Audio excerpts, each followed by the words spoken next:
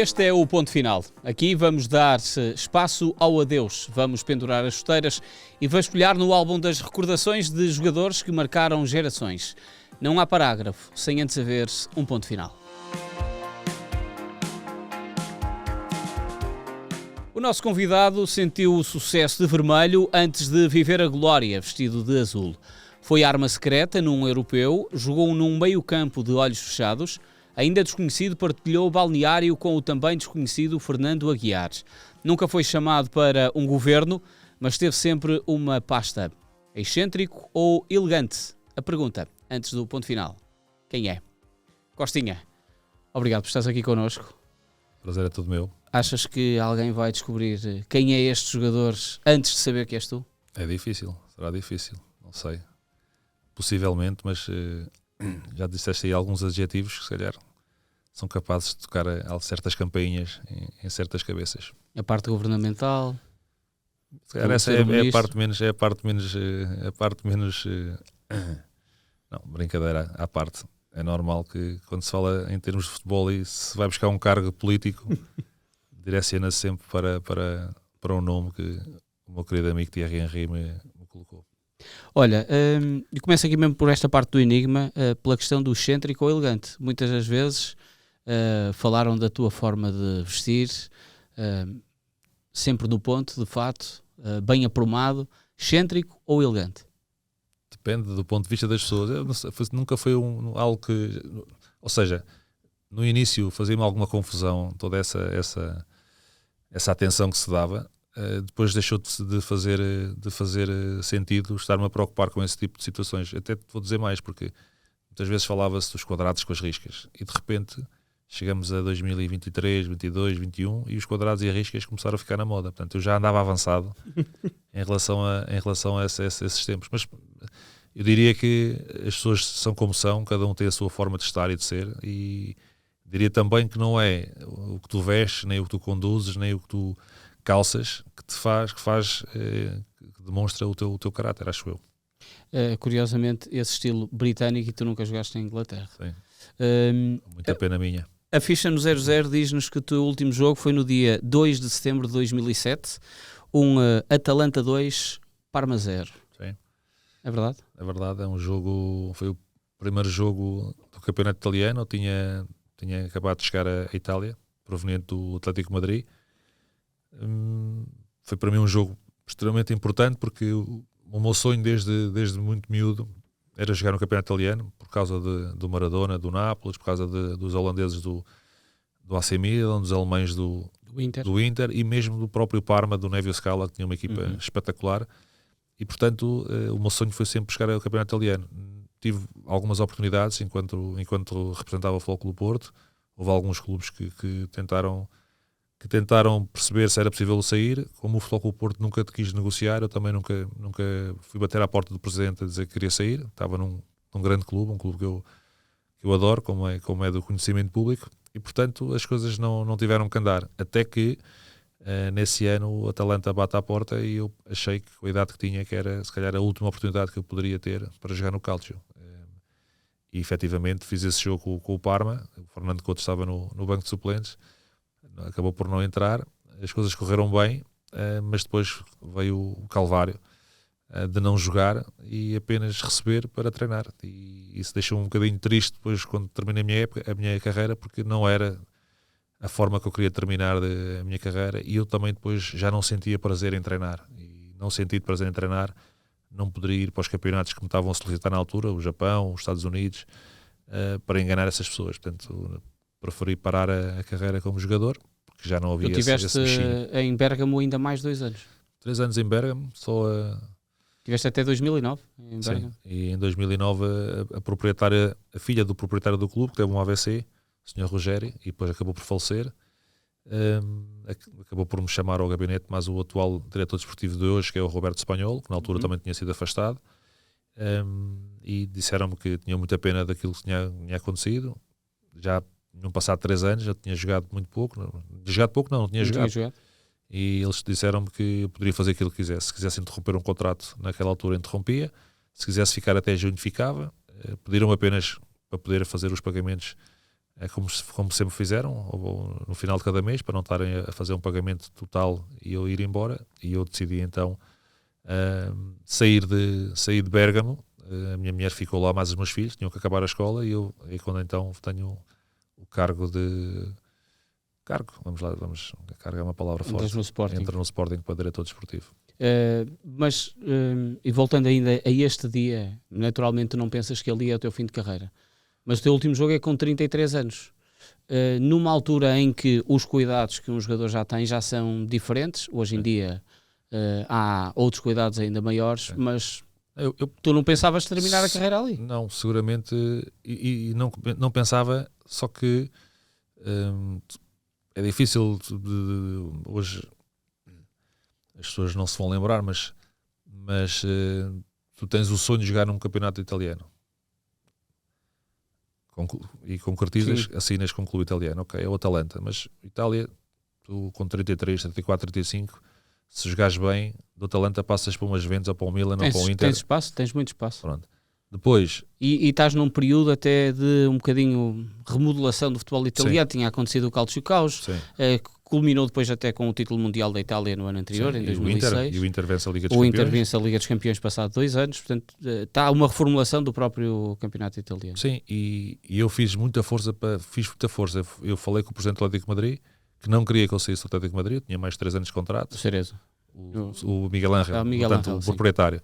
Miguel Ángel, ele disse: não, Costa, ficas aqui, porque tu, quando vais acabar aqui a carreira, vais ficar aqui na estrutura do Atlético de Madrid.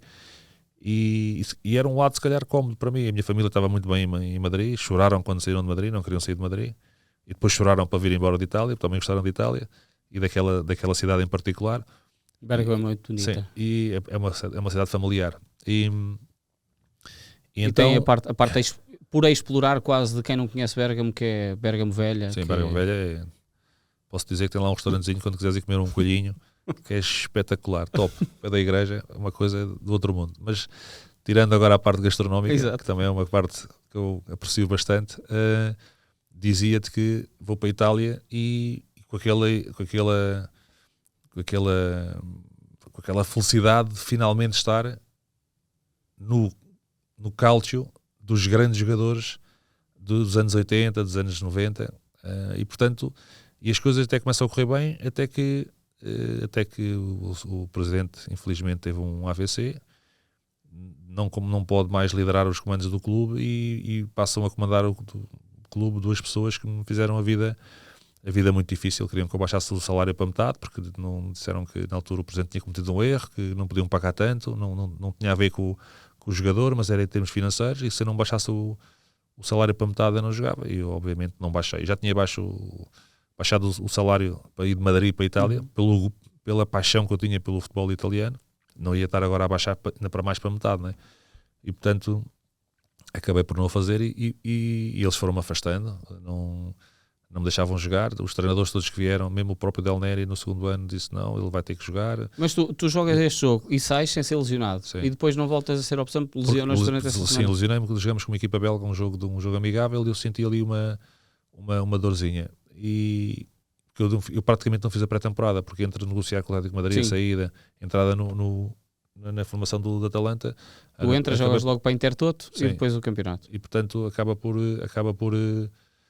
por ter ali. E eu, quando assino com o Atalanta, nós fazemos um jogo amigável com o Getafe, o Atlético de Madrid Getafe, e o Aguirre disse: Costa, eu gostava que tu fizesses pelo menos 45 minutos para te despedir dos adeptos. E eu joguei, e eu no jogo senti ali uma coisinha, mas não liguei, pensei que era cansaço, fadiga, e acabou por não ser, e pronto. E também depois comecei a treinar com aquele entusiasmo, e acabou por não dar nada. Mas dizia-te que, para tu veres como é que o futebol muitas vezes acaba por não ser. Às vezes tens sorte no futebol, outras vezes não tens. Dá-se todos esses episódios. O Zé Mourinho chega ao Inter de Milão, e na pré-temporada, a falar comigo ao telefone, ele diz: Costa, temos aqui uma solução para ti.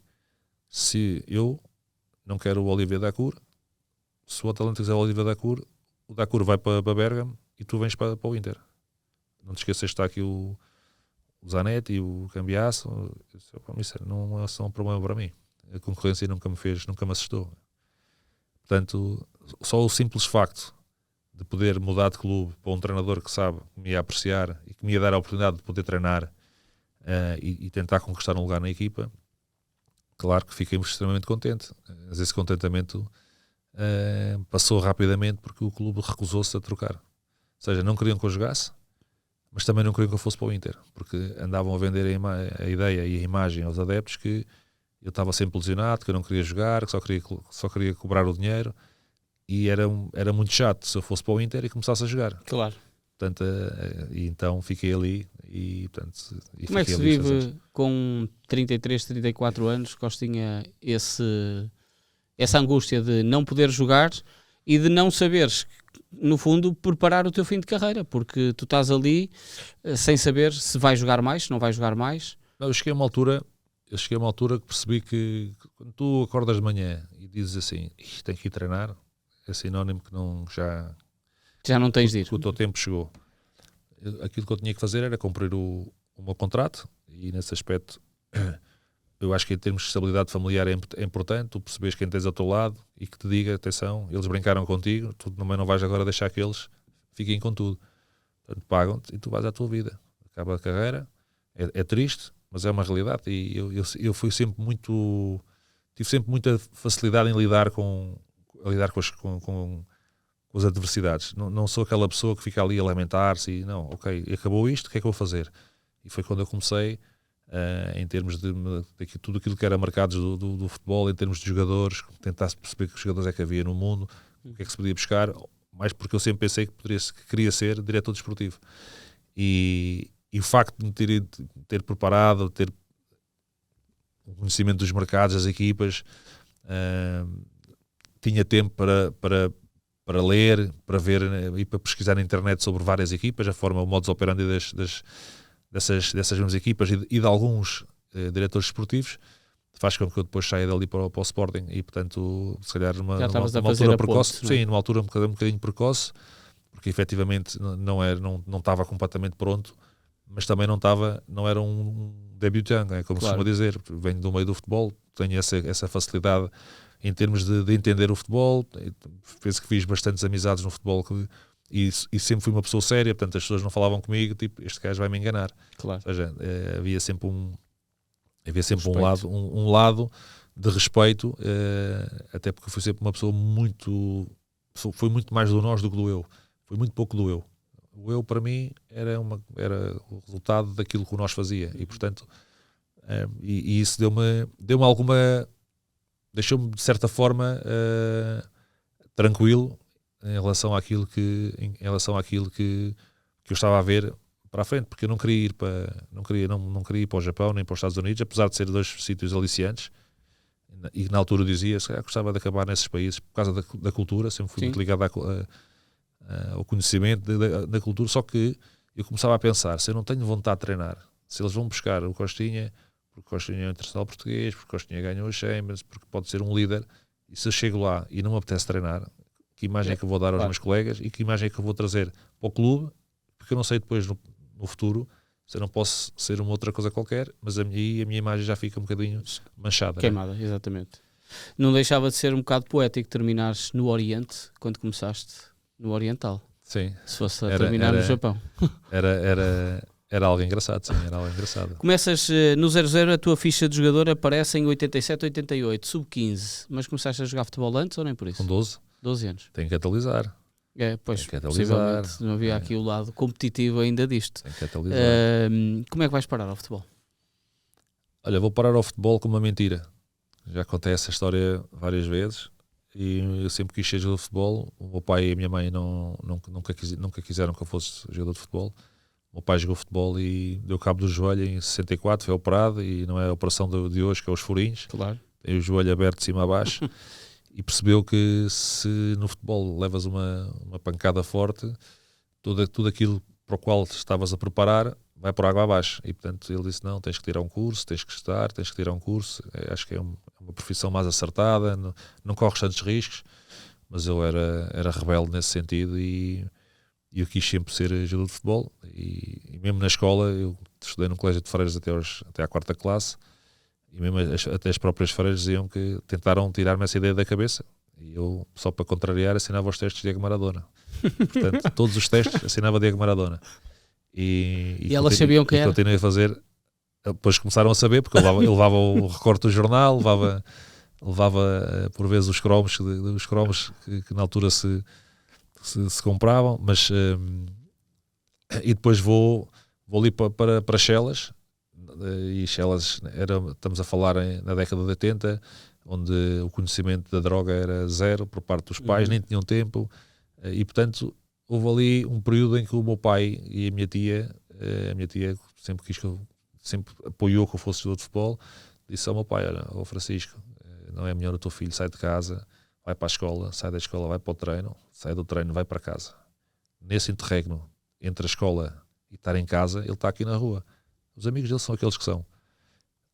Podes correr o risco dele, não é? se desviar. E portanto, mas para isso contribuiu o facto do meu pai ter ficado muito contente de eu trazer um teste positivo de matemática, que era algo raro lá em casa, porque eu nunca fui ligado muito à matemática. Não é que não soubesse, mas não era uma disciplina que não me cativava. Não me cativava como a história, como o inglês, como o francês, como o português, não me cativava. E o meu pai disse: se estiveres positivo à matemática, vais. E pronto, eu trouxe o teste, saiu 30% e eu meti 80%. E, portanto, corri do 3 para o 8. E o meu pai ficou contente: oh, pai, vais treinar. Ele até disse: agora vais treinar o Sporting. Não vou treinar o Sporting porque não é assim.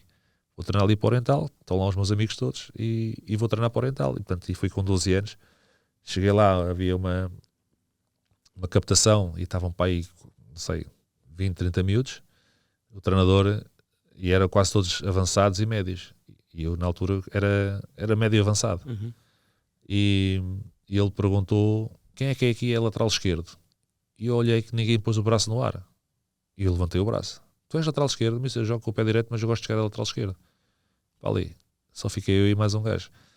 Porquê? Porque toda a gente queria jogar avançado, mas o plantel estava feito. E portanto foi a minha forma de entrar. Eu entrei como lateral esquerdo, que nunca joguei lateral esquerdo ali, naquele clube, e dali passei para central para o médio, para o sítio onde eu gostava de jogar.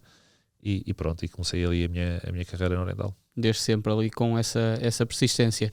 Tu fazes esse caminho no Oriental até chegar à equipa principal, a segunda divisão B, Zona Sul. Esta divisão, nestes anos, recordo perfeitamente, difícil, é dura. Sim. Seja no Norte, no Centro ou no Sul. Não, o Norte era... O Norte tinha os campos mais... ainda era mais pesado. Tinha os campos mais agressivos. Diz ali a Lamas, a Lourosa. Sim. Meu Deus. Mas a Zona Sul tinhas muita criatividade. Por exemplo... E depois vamos mais à frente para a tua passagem do Nacional para o Mónaco, mas quando fazes esta passagem havia 2 exemplos de jogadores que tinham saltado a segunda divisão Zona Sul diretamente para a Espanha, na altura o Salamanca, que tinha sido o Cavaco e o Pauleta. Tu acabaste por ser também notícia nesse lado, que foi um jogador que saltou diretamente da terceira divisão portuguesa, que era a terceira divisão, para uma primeira liga de outro país, neste caso para o campeão francês. Para o campeão francês, exatamente. Tu entras com um Mónaco. Para o campeão francês, campeão francês. Não é o Salamanca. Não, campeão francês. E era o Salamanca na altura, se não me engano, com o João Alves. Sim. Portanto, havia também um conhecimento. Havia uma forte comunidade portuguesa na equipa, bons jogadores, o Cavaco, o Pauleta, o Taira, o Rogério. Verdade. Havia uma série de jogadores. Este é diferente. Mas como é que tu fazes este crescimento da tua carreira, em que vais depois para o Machico, com o Filipe Moreira? Por isso? Machico era Zé Muniz. Isto começa no Oriental. O Oriental sobe divisão, da terceira para a segunda B. Eu faço a primeira época de cena, é sempre difícil, um miúdo. E chegamos ali à zona, em janeiro, e o treinador... que queria-me dispensar do Oriental para o Operário, uma equipa da Distrital de Lisboa. E eu não aceitei. Eu disse: não, eu vou voltar para uma oportunidade. Mas tu não tens experiência, e esta divisão é preciso ter experiência. Se me disseram onde é que eu posso comprar experiência, qual é o supermercado onde se vende experiência, eu vou lá e compro 10 kg de experiência, 15 kg, o Ministério tem que me dizer. Acho que só posso ter experiência se jogar. Se o Ministério não me der uma oportunidade, como é que eu vou ganhar experiência? Não é treinar. E lá, eu vou ver. Nunca viu nada. E portanto, só que o treinador sai. E entra o Zé Muniz. E isto é uma lição até que eu dou ao meu filho. O meu filho também é jogador. Para ele perceber que tu podes não estar a jogar, mas se tu no percurso parares de treinar, por causa do treinador ou Sim, por causa de qualquer coisa, Nunca vais estar pronto. o único que fica prejudicado és tu. Porque ele depois, se te chamar, tu não estás pronto. E não podes dizer, mas não estava à espera. Não estava à espera, o problema é teu. E eu preparei-me sempre. E entre esse treinador e o treinador, curiosamente, não sei se vais perceber aqui o porquê de eu dizer curiosamente, faço o meu primeiro jogo sénior no Oriental a lateral esquerdo. Vamos jogar ao Sintarense, o lateral tinha-se lesionado um jogador, eu nem ia jogar titular, mas lesionou-se um jogador, ou lesionou-se, ou levou amarelo, já não sei, e eu vou jogar a lateral esquerdo. Eu acho que a direção do Oriental na altura ficou com todas as mãos à cabeça. Estreia num jogo em que se nós perdêssemos quase que descíamos, podíamos descer, faltavam 6 jogos para acabar, mas ficávamos numa posição muito complicada e ganhamos, fomos ganhar a Sintra. Eu jogo a titular esse jogo e nunca mais saí da equipa. Joguei os jogos todos a titular até ao fim. Mas só foi esse a lateral esquerdo? Só. Depois, no jogo seguinte fui lateral direito e depois joguei no meio. Mas o que eu dizia é que esse treinador que foi o José Muniz faz essa final de época, salva a equipa de descer de divisão e depois vai embora. E vem o Manuel Pedro Gomes. O Manuel Pedro Gomes foi sempre titular no meio campo. Joguei o ano todo. Só que o Mr. Muniz, eu gostei tanto da forma como o Mr. José Muniz trabalhava, convida-me para ir. Eu ia do Oriental para o Porto Santense, terceira divisão. Ia treinar a segunda B pela terceira divisão. Sim. Só por causa do José Muniz. E vou de férias, já tudo acordado, ele tratou tudo com o clube. Vou de férias e quando estou de férias ele telefona e diz, olha, já não vais para Porto Santo, vais para o Machico. Machico acabou de subir, eu vou treinar o Machico, vamos para a segunda B outra vez. E vou para o Machico, foi a primeira vez que saí de casa dos meus pais. E eu lembro-me do meu pai ir falar com o professor Muniz, até lhe deu ordens de me puxar as orelhas se fosse caso disso. Portanto, eu tenho uma compadre ainda goza comigo sobre isso, sobre essa situação.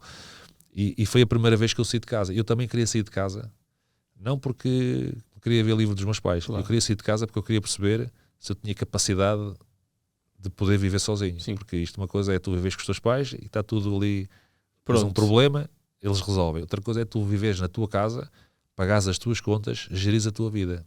E portanto, para mim foi uma experiência espetacular ali na Madeira. Anos. Sim, foi muito bem recebido na Madeira, que aliás é uma ilha que eu adoro de coração. Os madeirenses irão estar sempre no meu coração pela forma como me receberam. Porque estes 21 anos daquela altura são agora os 17, 18. Sim. Não é os meus 21, porque os 21 de hoje, os meus já vêm muito mais preparados. E é uma Madeira diferente destas agora. E portanto eu cheguei ali, adorei a ilha. Posso dizer que no ano seguinte vou para o Nacional, eu nem sabia que o Funchal existia. Portanto, para tu veres o que é que eu saía de Machico. Claro. Porque para ir de Machico ao Funchal era 1 hora, hoje fazem 15 minutos. Graças ao Alberto Jorge Jardim, que fez um grande trabalho ali em termos de infraestruturas na ilha. E vou para a Madeira e as coisas correm muito bem. Ficamos em segundo lugar do campeonato, começa a ser badalado o meu nome, saía nos jornais todos lá locais. Portanto, é que foi aquela fase até da minha própria vaidade. Claro. Em termos de ver o nome no jornal, o que é que falavam, o que é que diziam, ficava sempre muito, muito feliz. E portanto, as coisas correm bem e eu saio para o Lessa da Palmeira, Primeira Liga. Saio para o Lessa e chego ao Lessa, faço a pré-temporada com o Mr. Rodolfo Reis, até que ele me chama e diz que, olha, vais deixar de jogar. Eu estava a contar contigo para poderes iniciar o campeonato, mas não chegamos a acordo em termos de valores de formação. O Jorge disse que eu chego-me à frente com os valores de formação, os direitos ficam meus, não são do clube, o clube não quis. Acho que foi inteligente também, né, em salvaguardar os seus interesses e acabo por ficar à espera de uma nova possibilidade. Poderia ser o Leiria do Sr. Bartolomeu, que também me queria lá no Leiria, só que eu disse ao Jorge, vai ser a mesma coisa. Eles vão pedir os direitos de formação e eu vou andar aqui e nunca mais vou jogar. O Jorge Mendes. Sim. O que é que acontece? O professor Muniz vai do Machico para o Nacional da Madeira, que tinha descido divisão. Da segunda Liga à segunda B. Segunda B. Portanto, e ele liga-me e disse, olha, eu estou a fazer uma equipa para subir divisão, gostava que viesses para cá. Eu nem pensei 2 vezes. Fui para o Funchal. Fui para o Funchal, parecia que estava num país diferente. O aeroporto era o mesmo, mas os sítios eram diferentes. Claro que eu não conhecia bem o Funchal. E somos campeões. Ganhamos a Zona Sul. O Fernando Aguiar, que há pouco bem mencionaste, era uma parceira de meio campo, mais o Pedro Paula. E somos campeões da Zona Sul, mas não somos campeões da segunda divisão, porque perdemos depois naquele mini campeonato que era nós, o Torriense e o Maia, e ganha o Maia, é o Maia campeão. Mas pronto, aliança com o Nelson. O Nelson, sim, o Nelson. Há dias falámos sobre isso. E é nesse período que eu estou no Nacional que há um olheiro do Valência que vem ver os jogos e quer-me contratar para o Valência. Tu chegaste a perceber porque é que há um olheiro do Valência a ver um jogo do Nacional da Madeira? O Jorge tinha muita confiança em mim e o Jorge já me seguia desde o Oriental, porque um dos melhores amigos do Jorge foi meu treinador nos Júniors do Oriental. E disse, pá, está um miúdo lá. Tanto chateou, o Jorge foi ver e estava o Jorge também a iniciar a sua carreira e pede esse olheiro do Valência para ir ver. O que é certo é que o olheiro vai ver, eu vou a Valência, ainda com o campeonato a decorrer, faltavam para aí 3 jornadas, eu e o Rui Miguel, na altura o avançado, vou a Valência e assino um contrato de 5 anos com o Valência, do Valdano. O grande problema foi que o Valdano veio falar comigo, e bem, que é o treinador, disse que sabia quem eu era, já me tinha visto jogar, mas que para a Liga Espanhola, no imediato, queria um jogador mais forte para o meio campo. Ou seja, ele queria basicamente que eu assinava 5 anos com o Valência, mas ia jogar para o Vila Real. Claro. E o Vila Real estava na segunda B, não era na segunda Liga Espanhola. Sim. Entre a segunda B portuguesa e a segunda B espanhola, e ainda por cima tenho equipas da primeira divisão portuguesa que me querem, epá, não vou. Então tentei, disse ao Jorge, temos que rescindir o contrato. O presidente não queria, do seu Paco Roy, não, o Valdano está-me sempre a pedir jogadores, vai jogar com os jogadores que eu lhe der. E eu pensei, eu vou ficar aqui no meio, encostado, porque quem faz a equipa é o treinador. Claro. Eu não vou, Jorge, tens que arranjar. Pronto, o Jorge lá conseguiu arranjar essa forma de me desvincular do Valência para depois eu ir ao Mónaco. Mas e como é que aparece o Mónaco? Mónaco aparece que o Mónaco queria o Paulinho Santos, se bem me recordo. O Paulinho não, eu penso que não estava para aí virado. E o Jorge disse, olha, tenho ali um miúdo, opá, acho que vocês vão ficar maravilhados com ele. E fez muita força. E eles, claro, foram ver o histórico, não é? Segunda divisão, estamos a falar de campeonato francês, agora vem para aqui o miúdo da segunda divisão de Portugal. Nem pensar, mas o Jorge lá fez força, o Jorge era e é. Como é que ele consegue convencer? É o Jorge, se tu falares com o Jorge, tu percebes. O Jorge tem uma força muito própria, e ele não te lembras do lendoiro dizer que ele muitas vezes saía da oficina da Corunha e o Jorge estava a dormir dentro do carro à espera dele. O Jorge era isto. O Jorge, quando tinha algo na cabeça, lutava muito por esse ideal. Acho que ainda hoje o faz, portanto, e foi assim que ele conseguiu. Eu fui à experiência ao Mónaco, fui com o nome falso, porque na altura o Futebol Clube do Porto já me queria contratar, seguramente para me emprestar a algum clube da Primeira Liga, e para o Porto não saber, porque naquela altura, se te recordas bem, se o Porto soubesse, se alguma coisa viesse para o jornal, já não assinava pelo Porto. Claro. E então fui com o nome falso ao Mónaco e tive sorte que, como a época que o Nacional tinha acabado mais tarde, por causa da liguilha para ser campeão, eu ainda ia com algum andamento. E entre a sorte também tive a felicidade de ter um grupo de homens que me ajudou muito. Aquela geração do Mónaco, mais velhos, o Sonny Anderson, o Bernabiá, o John Collins, o Ikpeba, o Barthez, o Dumas. Era uma equipa que tinha já jogadores feitos e ajudaram campeões. Muito. Vinham de ser campeões.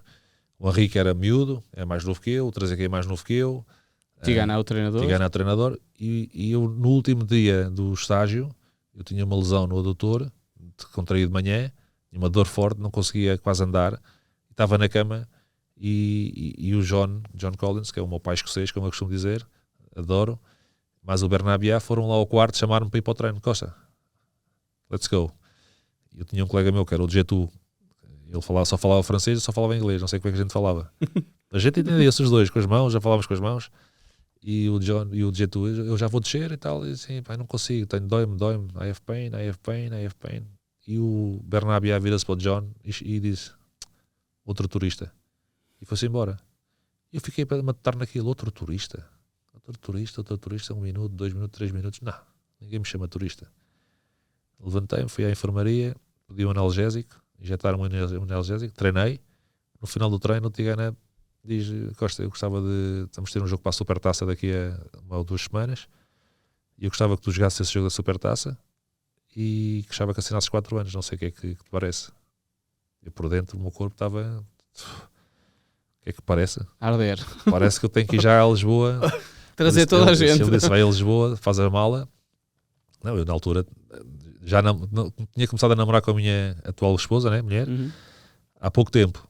E portanto, e ela nem sabia que estava no Mónaco. Eu tinha dito a ela que tinha vindo ao Porto.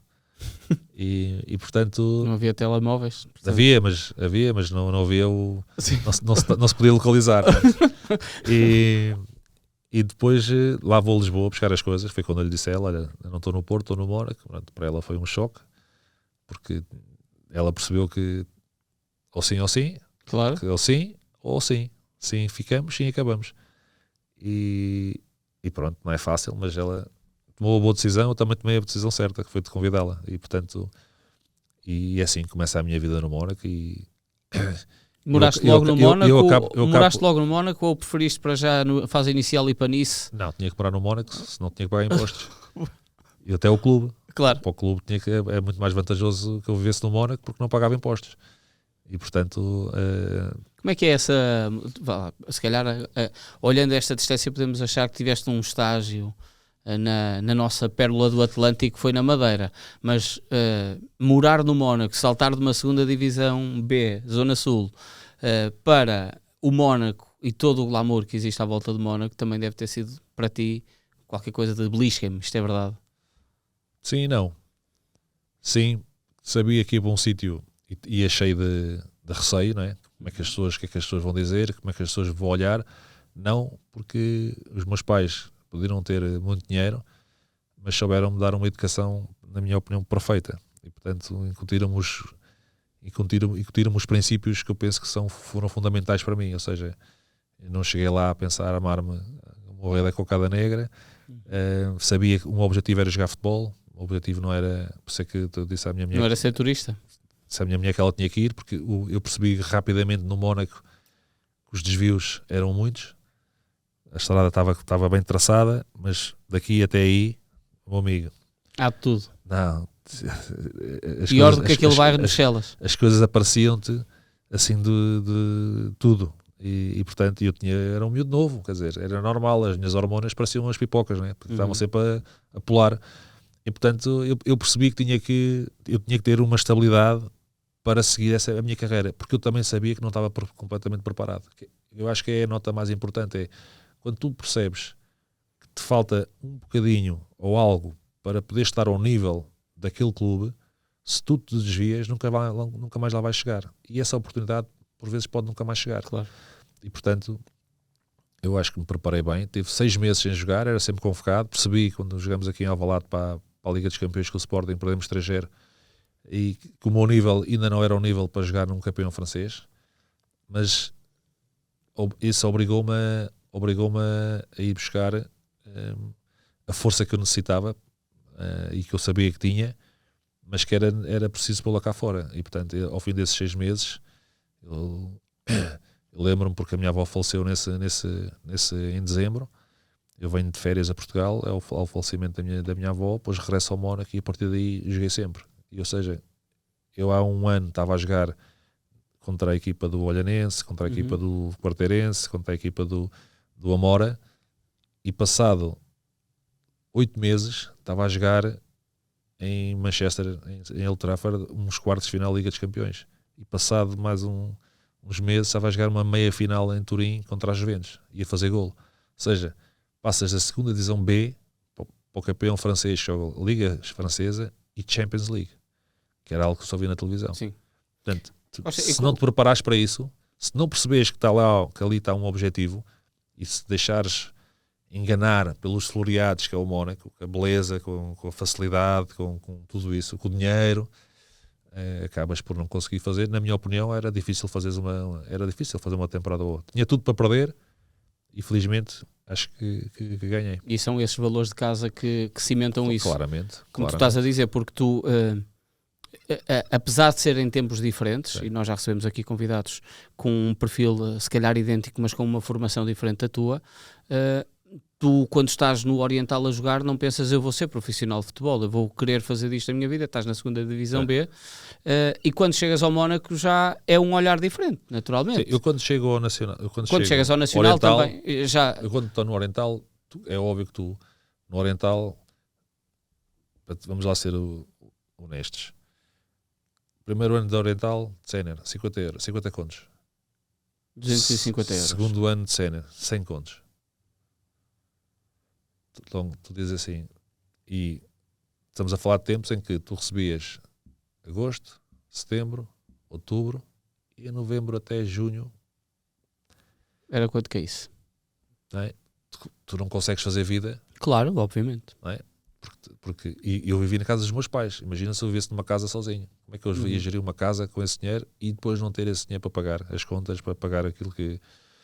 Vou para a Madeira, muda radicalmente a situação, porque os clubes madeirenses pagavam muito mais, ainda para mais não pagava casa, não pagava comida, portanto, eu, como eu costumo dizer, é tudo para o baú. Portanto, não ia comprar os móveis depois a casa, primeiro compro a casa, depois compro os móveis, não tinha... Sim. E portanto, eu acho que isso prepara-te depois com a educação dos teus pais, com os princípios que os teus pais sempre te incutiram, de respeitar, de ser cumpridor. Eu não me atraso eu atraso-me para jantar, para almoçar, e quem for ver o podcast vai dizer, é verdade, mas eu não me atraso nunca para trabalhar, nunca. Chego uma hora e meia, sempre, até mais cedo. Quando era jogador, 1h30, quase sempre, quando jogava. Portanto, porque é o profissionalismo. É o profissionalismo. O jantar e o almoçar não é que chego, quando digo atraso, é 10, 15 minutos, mas já é mais um lazer, um relax. Agora, em termos profissionais, eu não consigo trabalhar com pessoas que não são cumpridoras. Claro. Não é só nos horários, cumpridoras. Se tens esta tarefa, tens que fazer. Depois pode não correr bem, mas tentares fazer a tarefa. E, portanto, isso os meus pais sempre foram... Humberto, o meu pai, eu aos 19 anos tinha hora marcada para chegar a casa, se fosse para a noite. Claro. Sim. Hora marcada. Hoje, eras tu e todos os outros do teu tempo. Com 16 anos, os pais vão buscar, vão pôr. Sim. Portanto, isso também te faz crescer. Não estou a dizer que é mau. Claro, são outros tempos, naturalmente. E tu cresces com isso. Portanto, para mim, esses princípios, se tu tens, se calhar, pais que são muito permissivos, que deixassem fazer tudo, claro, tu chegavas lá, vias os paragonas, não é? Claro, sou maior. E eu sempre, a autocrítica foi sempre algo que eu tive. Depois do jogo de Alvalade, eu disse, não, isto não é, eu tenho que mudar aqui qualquer coisa. E felizmente as coisas correram bem, porque também não é muito normal tu saís da segunda divisão B e com 2 anos de Mónaco seres capitão. Não, foi por isso que tu foste notícia e foste capitão, como tu disseste. Ganhaste uma Liga.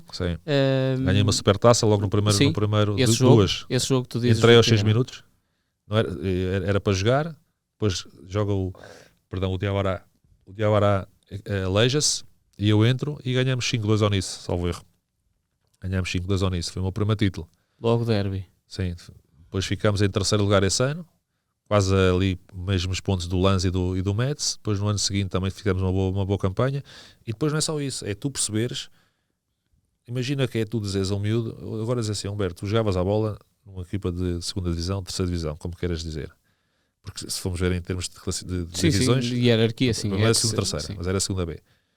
E vamos jogar a Bordeus e o teu treinador diz assim, eu venho do Nacional, poucos vídeos que se via, aquilo que eu conhecia dos jogadores é porque eu tinha mesmo gosto em saber quem eram os jogadores, comprava os cromos, as revistas, ele já lia a Dom Ballon, lia a France Football, lia a Gazeta, a 11 Mundial, faço coleção ainda hoje, faço coleção da 11 Mundial, e o Tigané chega ao pé e diz assim, Costa, hoje tenho uma tarefa para ti, o Jean-Pierre Papin não pode tocar na bola.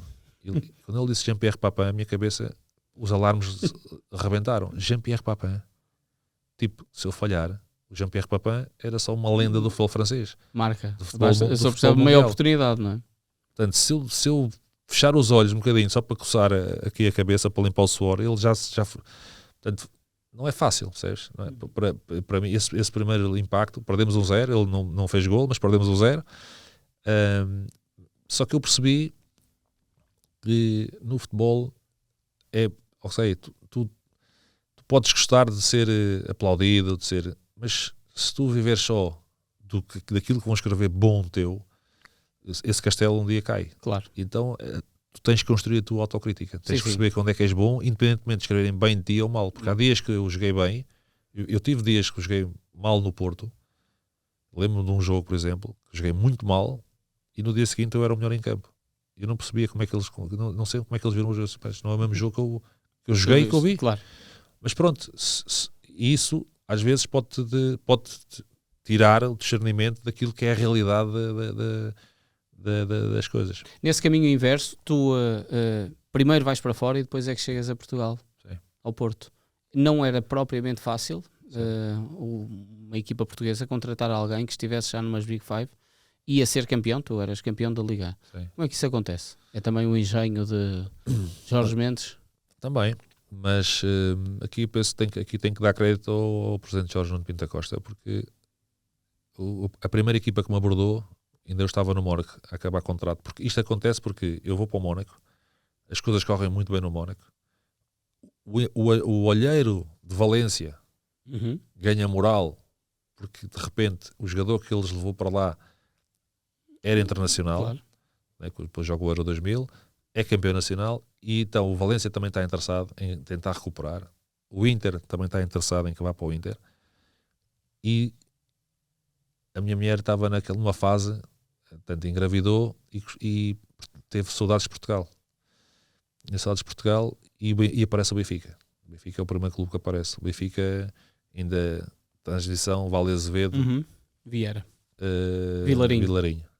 Só que o Benfica era um clube que estava completamente moribundo. Daquilo que eu via, não tinha pés ponta por onde se pegasse. É um grande clube, não haja qualquer tipo de dúvida. É um clube com uma força e com um poder em termos de adeptos gigante, mas não foi um clube que me cativou, não me soube cativar, nem da parte do presidente Vale Azevedo, nem a seguir, porque não estava a ver as coisas a chegarem a um bom ponto. O João Pinto sai para o Sporting, havia ali eu tinha alguns amigos, um até que jogou comigo no Oriental, o Luís Carlos, que estava lá, e portanto, e é aí que aparece o Foco do Porto.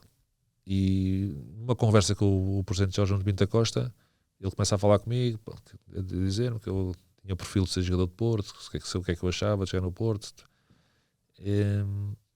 E ele diz: tu vais ser jogador do Porto, manda um valor para cima da mesa.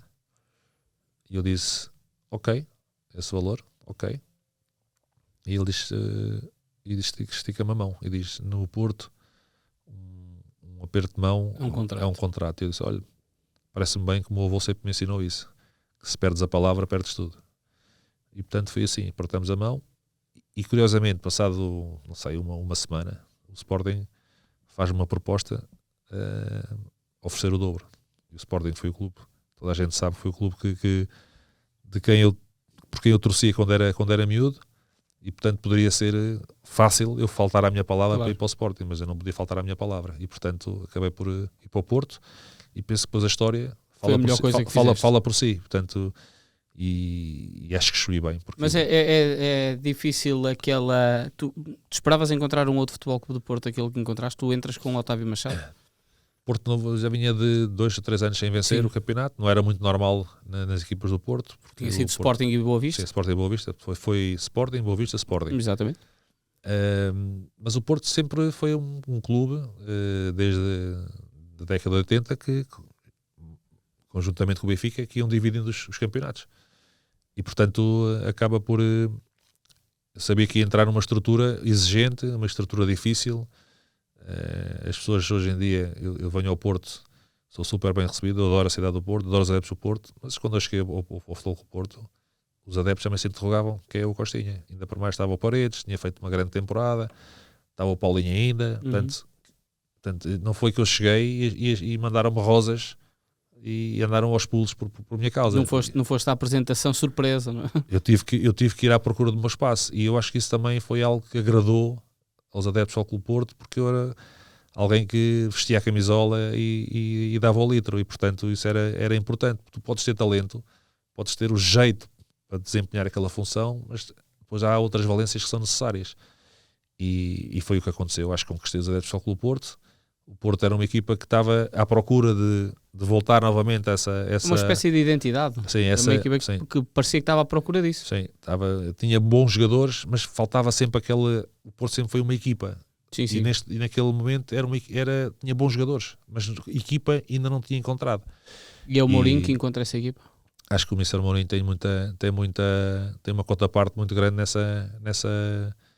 nesse encontrar de equipa, porque se nós olharmos, ainda hoje entre nós por vezes falamos, aquela equipa, se continuasse a jogar, ia continuar a ganhar, porque tínhamos realmente uma equipa forte em termos de cumplicidade e mesmo em termos de jogo. Eu ainda aqui há dias estava a falar com um amigo meu ao almoço, estávamos a falar de equipas onde joguei, e eu dizia-lhe: tu tens noção que o Alenichev era suplente do Porto? Alenichev era suplente do Porto. Era um suplente que entrava muitas vezes. Mas era suplente? Era um suplente do Porto. Dentro do meio campo que o Mr. Mourinho tinha idealizado, não era um titular absoluto. Titulares absolutos, perdoe-me a modéstia, era eu, o Maniche e o Deco. Sim, sim. E depois completava ou com o Pedro Mendes ou com o Alenichev. Estamos a falar, já falei também, agora trago o Pedro Mendes à conversa. Bem, mas o Alenichev era um craque. E portanto, para tu veres, há ali uma transformação por parte do Mr. Mourinho, também conhecia o clube, já tinha estado cá com o Mr. Bobby Robson, sabia o que é que o clube podia fazer e felizmente as coisas correram muito bem. O que é que ele vos trouxe? Sei lá, vocês parecia que estava debaixo do nariz e não o encontravam. Organização, honestidade. E não estou a dizer que os outros treinadores não eram honestos, mas é sempre bom quando tu tens um treinador que mete as cartas na mesa na cara de todos os jogadores. Ou seja, eu não vou dizer ao Costinha que vai jogar e depois no jogo chega ao jogo e se calhar é melhor não jogares este jogo. Ou seja, tu não tinhas forma de dizer o Mister enganou-me, porque ele dizia-te aquilo que ia fazer, aquilo que pensava. E acho que é algo que é importante. A honestidade dentro do futebol. Se tens um treinador que não é honesto contigo, que não te diz as coisas de uma forma clara, tu começas a perder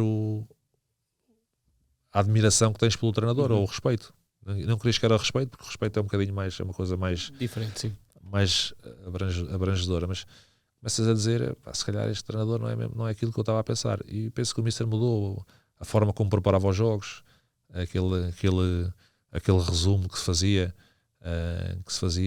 para os jogadores logo à terça-feira. E vou jogar contra esta equipa, já sabia que era um jogador mais faltoso, o jogador que era mais fácil de tirá-lo do jogo, se calhar às vezes com uma palavra, com uma frase, porque sabíamos que ele era forte, mas se ele estivesse emocionalmente afetado não ia render tanto, não nos ia causar problemas. Mas sim, há um mito que, ou reza, ou conta uma história que antes daquele jogo em Manchester, tu já contaste que naquele livro não foi ensaiado, não é? Sim. Mas que antes daquele jogo em Manchester, que o Mourinho nessa semana teve inúmeras vezes a trabalhar contigo e com o Maniche pelos movimentos que o Paul Scholes faria no meio campo para a forma de vocês marcarem, não? Também, ele nesse aspecto, mas ele em termos técnicos e táticos, ele trouxe ele acho que fez evoluir, não foi o Porto. Eu acho que sim, foi o mundo. Aquela era, o Mourinho dominou aquela era, sim. como ninguém. Só que a confiança dele era de tal forma.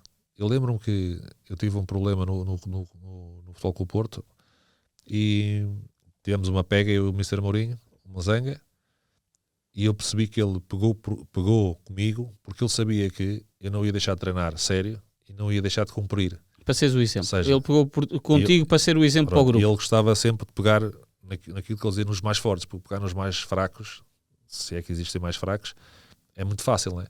Agora pegares no mais forte, nem toda a gente pega no mais forte. Há sempre aquele receio, não me vou meter com aquela fera, né? Senão claro, isto pode correr mal. Mas ele não, era ao contrário.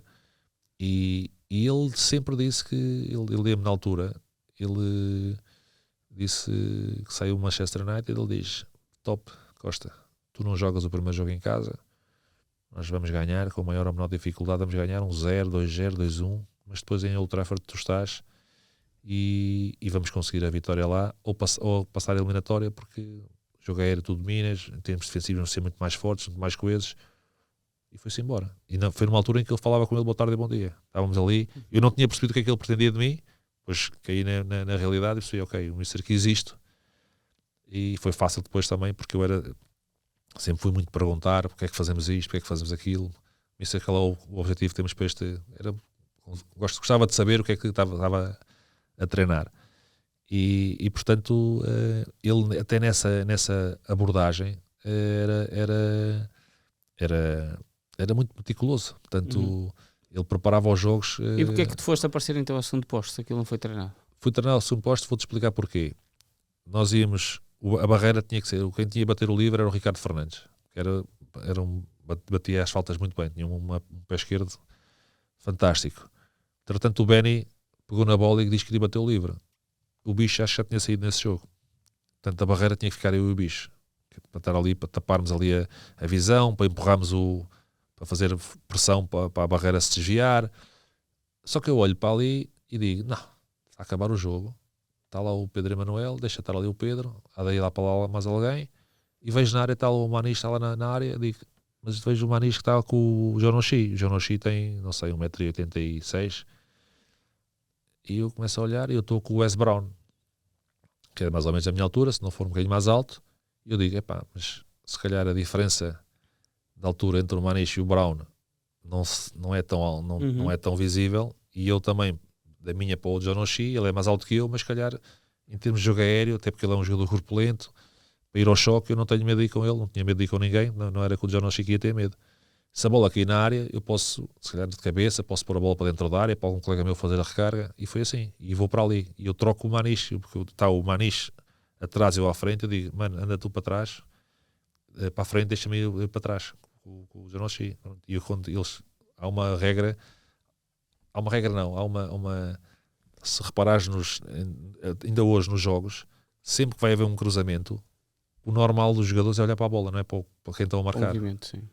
E os jogadores esquecem sempre que a bola só entra ou se o guarda-redes estiver distraído, ou então se alguém tocar na bola para dentro da baliza. Se tu estiveres a marcar esse jogador tem, se calhar, a probabilidade de fazer gol é muito mais reduzida, porque estás atento e podes Agora, se tu estiveres a olhar para a bola, basta a bola passar por cima de ti, já perdeste aquele timing e é difícil. E foi o que aconteceu. Ele está a olhar para a bola e eu faço o movimento e arranco. Ou seja, eu vejo a bola sair, já daqui, já olho para ali, para ver o que é que ia acontecer. E quando vejo o Howard a pôr a bola para a frente, limitei-me a empurrar a bola para dentro da baliza. Eu acho que o Manchester United não viu aquele golo no Euro 2000. Sim. Não sendo semelhante, Sim.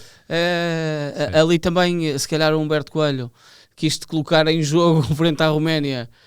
É a quarta internacionalização. Tu tinhas-te estreado contra a Eslováquia e depois só voltas para esse campeonato da Europa. Joguei contra a Eslováquia. E fazes os 3 jogos de amigáveis antes do campeonato da Europa e entras contra a Roménia para segurar o resultado e fazes o gol da qualificação. E nem sequer era para estar na área. O Paulo Bento é que mandou para a área. Disse, miúdo, jogas bem de cabeça, vai lá para a área que eu fico cá atrás. E eu fui para a área, o Figo bateu e eu antecipei-me ao Stelé e faço o gol.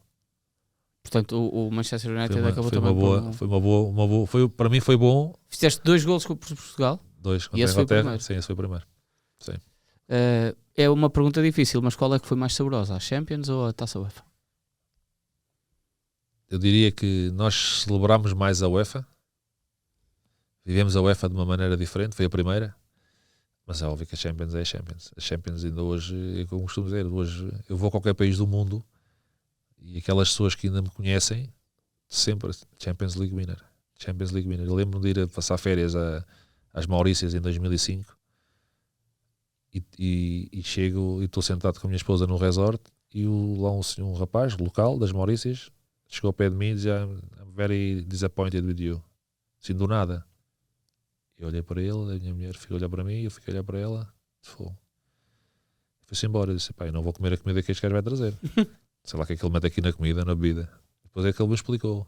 Naquela altura fiz uma aposta grande no United para ganhar o Porto e tu fizeste o gol e eu perdi o dinheiro.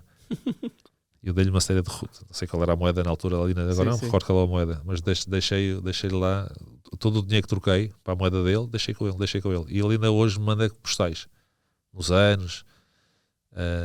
mas pronto, tu tens a noção que a Liga dos Campeões chega onde as outras competições não chegam e depois com o avançar dos anos, percebes que mais ninguém conseguiu fazer isto. E com as redes sociais e com tudo, portanto isto tudo... E percebes, Costinha, que mais ninguém conseguiu fazer o que vocês fizeram. Sim. Oxalá que venha...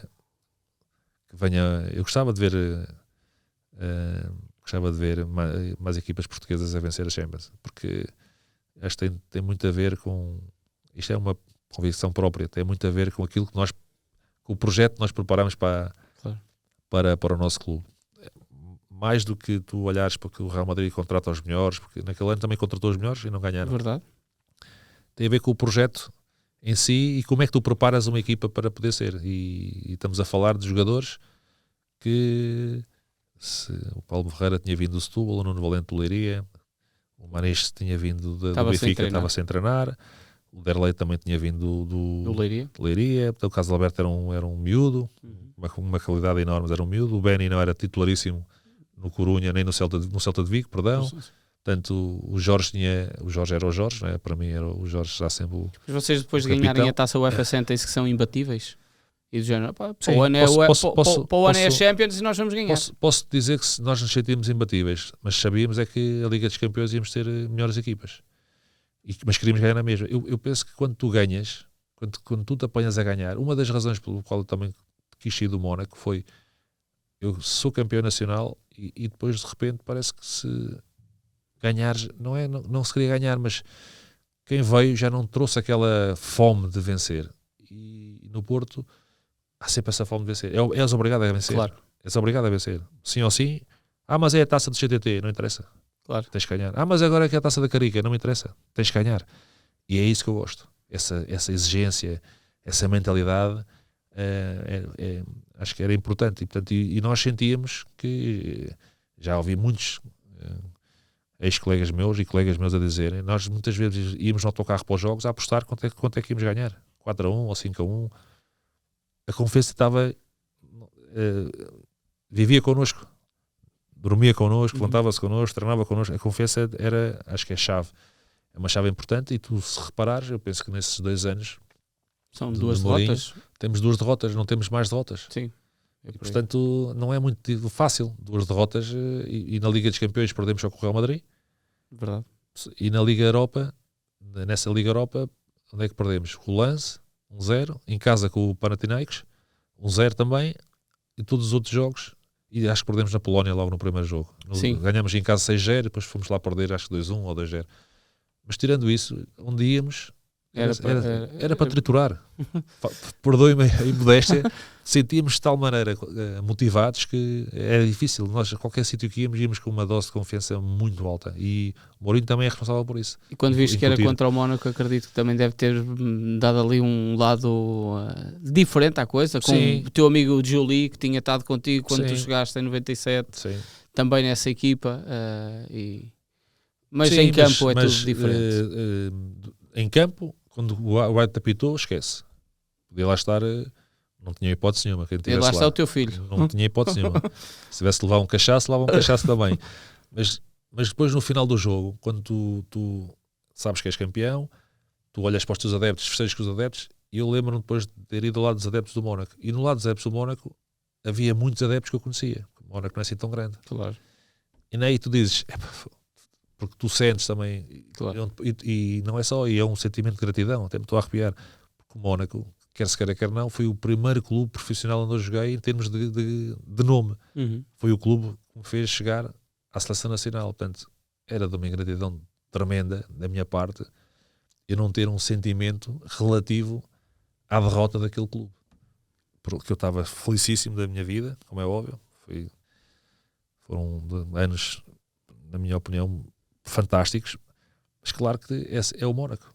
Tinha ali alguns amigos ainda, o Rodrigues, o GV, era tudo meus da formação, que às vezes iam treinar connosco. E alguns eu joguei na CFA, o Prechou, por exemplo. Portanto, mas alguém tinha que perder, ainda bem que foram eles. Tu estás a dizer que são os tempos melhores da tua carreira. Com essa camisola de Portugal, curiosamente trouxeste a da final da Grécia, da final do Euro. Trouxe. Ainda tens pesadelos com esse jogo? Não tenho. Não tenho. É um jogo que estou muito a digerir, como é óbvio. Nós queríamos muito vencer, mas não tenho, porque é futebol, não? Tirando a seleção de 2016, diz-me outra seleção que chegou a uma final. Não há. portuguesa. Não há. E eu diria que era impensável. Portanto, Nós tínhamos, eu tenho que ficar orgulhoso, o nosso não é? Portugal, naturalmente, não tínhamos passado a fase de grupos do Mundial 2002, apesar de termos sido semifinalistas do Euro 2000, e inevitavelmente havia uma geração de ouro, e é quase inglório o perder aquela final, não é? Mas é um percurso é um percurso espetacular. Portugal, desde que eu me recordo, e a grande seleção portuguesa, a primeira grande seleção portuguesa que eu vi foi a de 84. Uhum. Portugal teve sempre grandes gerações, sempre grandes. Hoje dizer que esta é melhor que a outra, não concordo para nada. Mas como é que vocês viviam esse grupo? Esse é o, Vivemos bem, tu sentes que bem. esse é o grupo que une a seleção no sentido de nós somos Portugal e estamos aqui a lutar por um país. O sentimento de Portugal sempre existiu. O que havia era um maior número de jogadores. Vamos para 84. Era Benfica e Porto. E Porto, claro. Tinha ali alguns jogadores de Sport, e o Jordão. Com o Manuel Fernandes nem foi essa competição. Vê os avançados de Portugal de 84. Nené, Gomes e Jordão. Calma. Quando hoje se fala que vê bem esses três jogadores. E o Manuel Fernandes que não vai. Saudoso Manuel Fernandes. Portanto, é preciso ter muito cuidado às vezes quando nós falamos de qual é que é a melhor geração ou a pior geração. Portugal teve sempre grandes gerações. Não teve, se calhar, muitas vezes foi a longevidade na competição condizente com a sua qualidade. Mas também porquê? Porque as outras seleções também eram muito fortes. Sim. Eram muito fortes. Portanto, e isso faz com que muitas vezes depois as pessoas tenham uma noção diferente, não tão correta daquilo que... Porque em 2000, quando viram Inglaterra, Alemanha, Roménia e Portugal, e a Roménia tinha ficado à nossa frente na fase de qualificação, toda a gente pensava que Portugal não ia passar. E passou em primeiro lugar, com 3 vitórias. É verdade. Portanto, isso é fruto da capacidade e da qualidade dos jogadores portugueses. Né? E, portanto, e de quem os dirige, como é óbvio, mas não tinha que ser em 2004. Jogámos bem, tivemos 2 jogos maus. O primeiro e o último, infelizmente. Mas vamos ver. É verdade que há essa participação 1-2 que não é tão boa para os jogadores que tínhamos, mas em 2000 vamos a uma meia-final. Em 2004 vamos a uma final e em 2006 vamos a outra meia-final.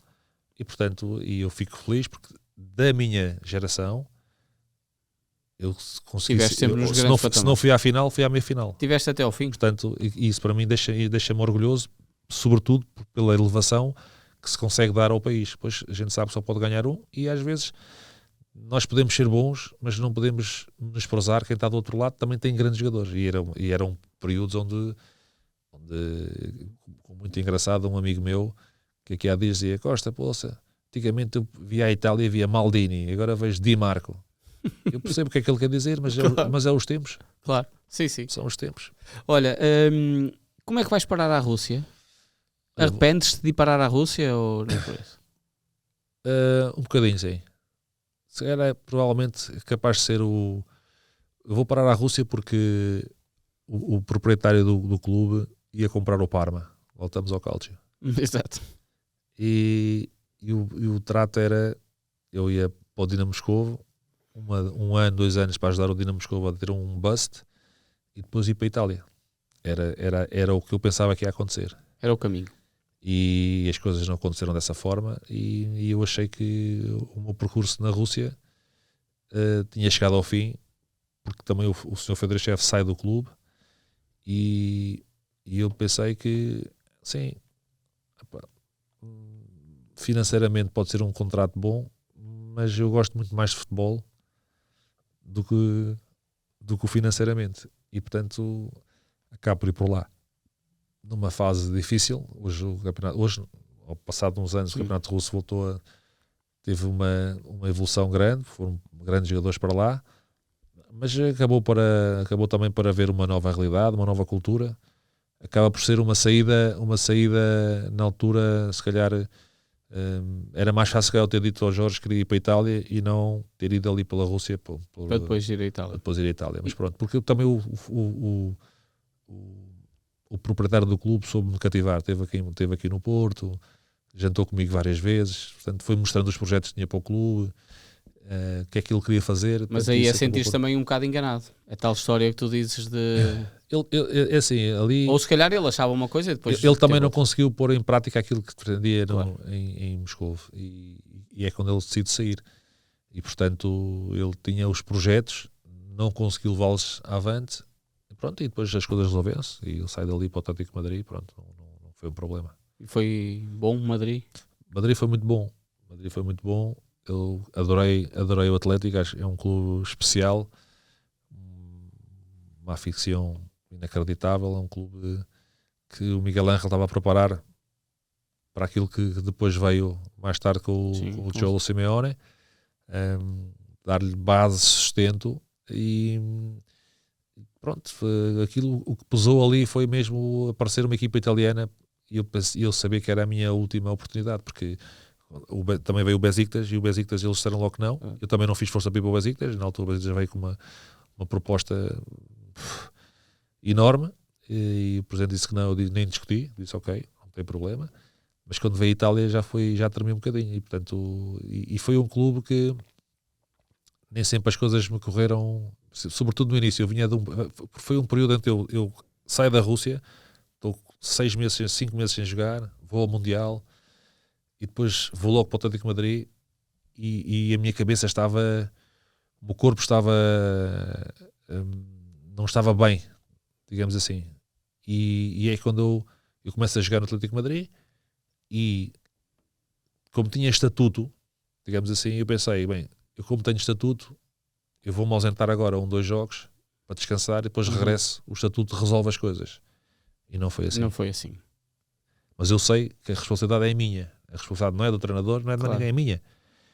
E portanto, e tive que voltar outra vez a refazer, coincido com o período que eu também saio da seleção, e portanto tudo isso junto levou-me ali, tive ali um tempinho para reassimilar, mas depois consegui reassimilar e fui jogando. Quando jogava quase sempre, quando não era titular, entrava sempre durante o decorrer dos jogos, mas já não fui o titular absoluto em absoluto. Porquê? Porque dei essa oportunidade a outro jogador de apanhar, e esse jogador apanhou a oportunidade.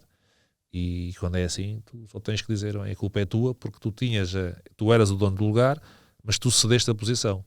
E portanto não foi o treinador que tirou, foste tu que cedeste. E agora queres voltar, tens que esperar que o outro tenha um período mau, e o outro não tinha, também jogava bem, que era o Peter Lussan, já era o Peter Lussan, já era o Maniche, normalmente, já com 2 médias, a equipa do Atlético, e portanto eu tinha que esperar ali, quando um se lesionava, ou quando um estava castigado. E depois a imprensa espanhola também é muito agressiva. Sim, comigo até não tenho assim acho que não tive assim grandes problemas. Eu até tinha uma relação com a imprensa, sim, tive, mas boa, porque quando aquilo estava um bocadinho quente, e o Costinha ia à conferência de imprensa para poder defender um pouco aquilo que era o estado do grupo, e portanto nunca dei sempre a cara, portanto não é por aí. Ali a responsabilidade foi totalmente minha, porque eu quis sair um bocadinho, e quando quis entrar os outros estavam numa posição boa, e portanto eu tinha que esperar. Foste sempre um dos jogadores muito carismático e com um espírito de capitão. Num dos últimos jogos ou dos teus períodos do Futebol Clube do Porto, há aquele episódio em que tu não jogas com o Quaresma e vens cá abaixo ao balneário dar uma bronca à equipa, não é? No final do jogo. Ao Quaresma. Não foi à equipa, foi ao Quaresma. E agir, porque o Quaresma, eu recentemente fui operado ao cruzado, e o Quaresma também estava lá recuperado de uma lesão, e eu brinco muito com isso com ele.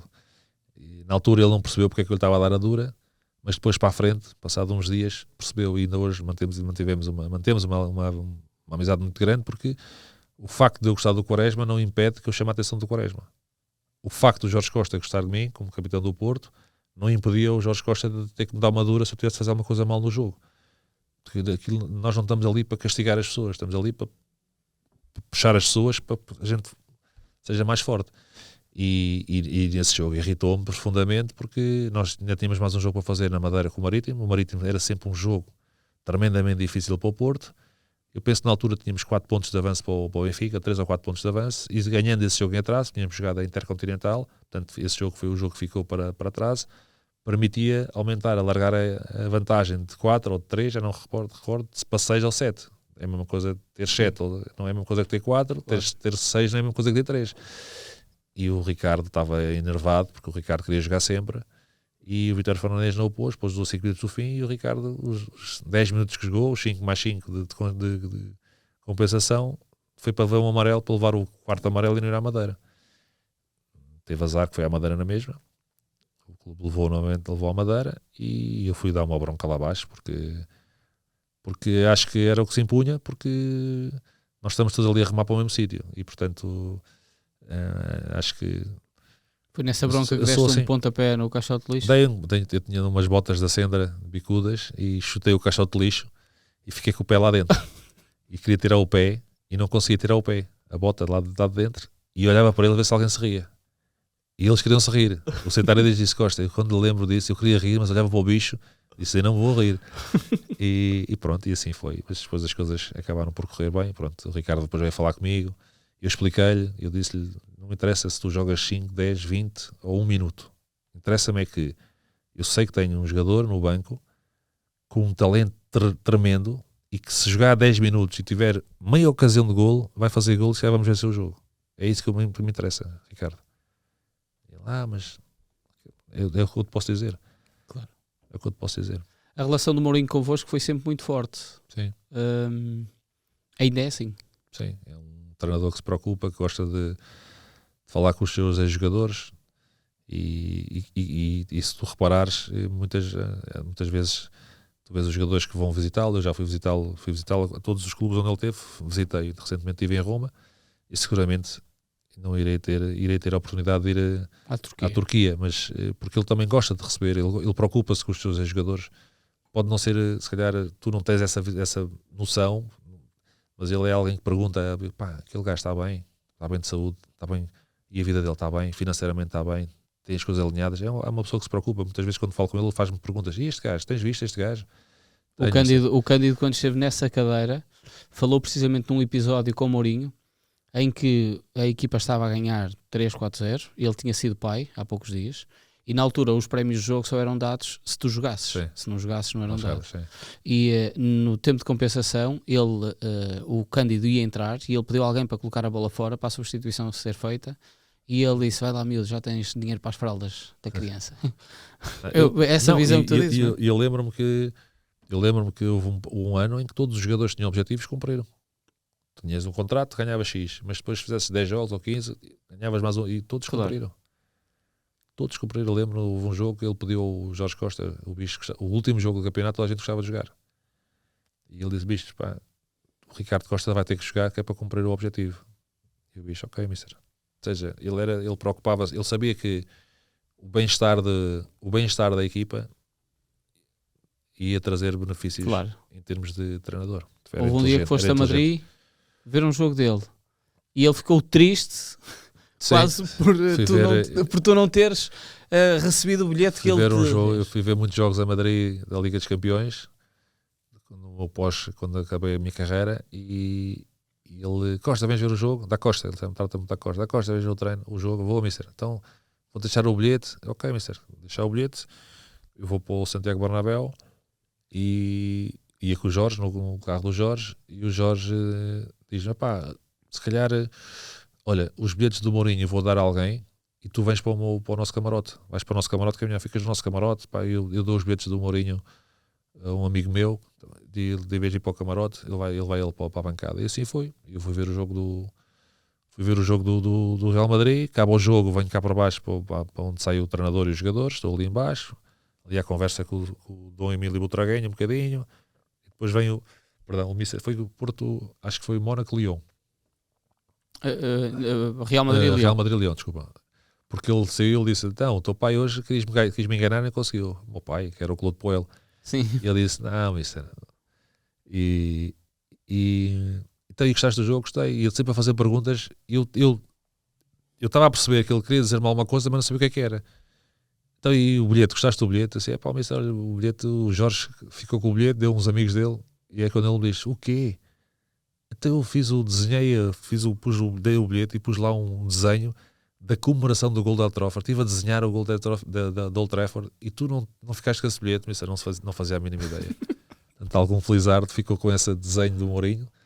Não sei se percebeu ou não sei se o mister desenha bem ou não, mas qualquer dia ainda vamos ver esse desenho no eBay. Ou então não sabe que foi o Mourinho que desenhou. Pois, se não sabe que foi o Mourinho que desenhou. Não, mas normalmente é porque o envelope vem de José Mourinho para... Vem o nome de quem manda para quem é. Sim. Portanto, ia aparecer. Foi uma carreira feliz, Costinho? Foi uma carreira super feliz.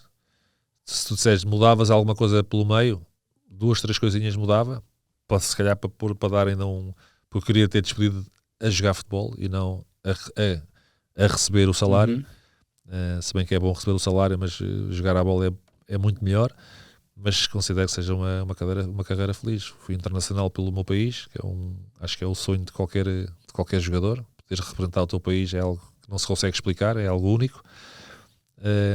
Ganhei os 3 troféus mais importantes em termos de clubes: a UEFA, a Champions, a Intercontinental, ainda por mais com um clube que não é das Big Five, mas é um clube com poder e com uma ambição e uma determinação tremenda. Conheci pelo meio grandes jogadores, joguei em boas ligas, não joguei noutras ligas porque, repito, não foi possível. Se calhar eu podia ter ido para Madrid mais cedo, mas não para o Atlético, para o Real. O Porto é que não aceitou a transferência a minha e a do Ricardo Carvalho, mas isso faz parte do futebol. Portanto, eu sou uma pessoa que tem que estar orgulhosa e feliz daquilo que fez, daquilo que teve, mas é claro, tu em todos os aspectos da tua vida há sempre um ou outro ponto que tu se calhar modificáveis para melhor. Quem é que merece o teu maior agradecimento? Eu, em primeiro lugar, já te parece o Snoop Dogg, porque nunca fui atrás das pessoas que diziam que eu não ia conseguir. O meu pai, inclusive. Não vais conseguir. Eu vou conseguir. Não vais conseguir. E eu ouvi muitos não vais conseguir. Da escola, de amigos, de familiares. E se o meu pai é o familiar e a minha mãe não se pedia muito, mas mais importante. Portanto, o Jorge Mendes, tem que ter uma palavra e tem que ter um destaque aqui grande, porque foi buscar um miúdo oriental e andou com o miúdo oriental até conseguir colocar num grande clube europeu. Eu sei que ele falava com vários clubes e, portanto, é uma pessoa que certamente tem um lugar na minha galeria. Depois tenho que deixar aqui a minha esposa, não porque o clássico clichê da esposa, mas porque eu saio do Mónaco, a Carla fica com o miúdo, tem que tratar de tudo.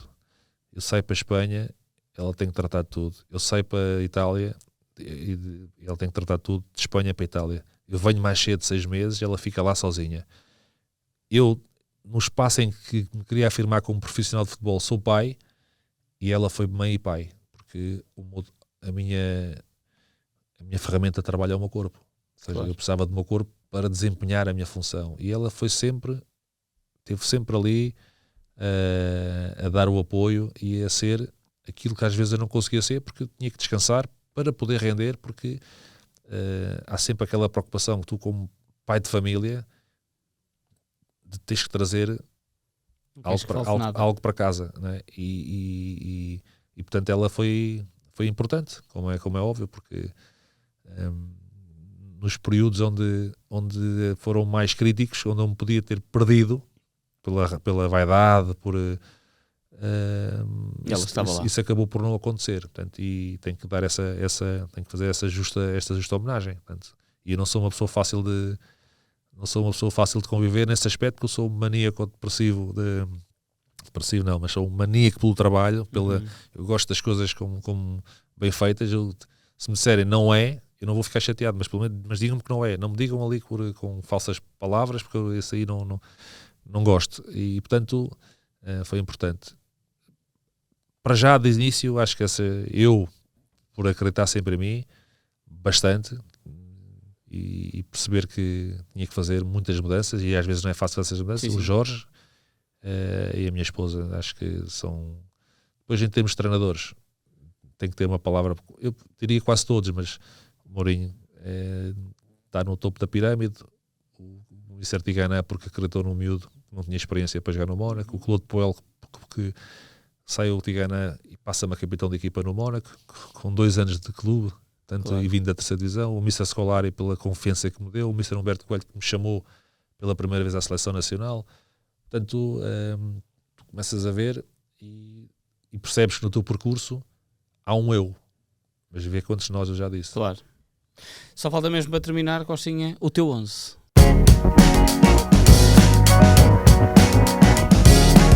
Vamos então, Costinha, escolheres o teu 11. Então diria que o 11 com quem eu joguei, vou colocar o Vítor Bahia na baliza. À direita vou colocar o Paulo Ferreira. Os centrais, Jorge Costa, Ricardo Carvalho. À esquerda vou pôr o Nuno Valente. No meio campo vou pôr o Maniche.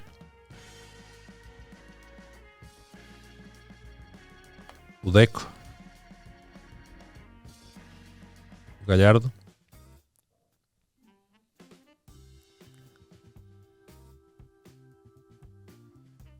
O Henry.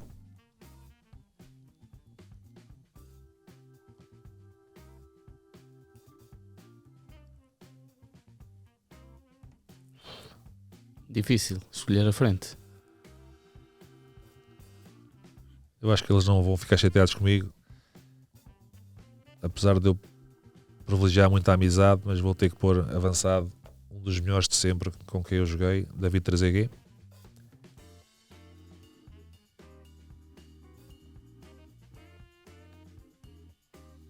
Luís Figo, na direita. Isto é aqui um 11 espetacular. Costinha, obrigado. É um prazer.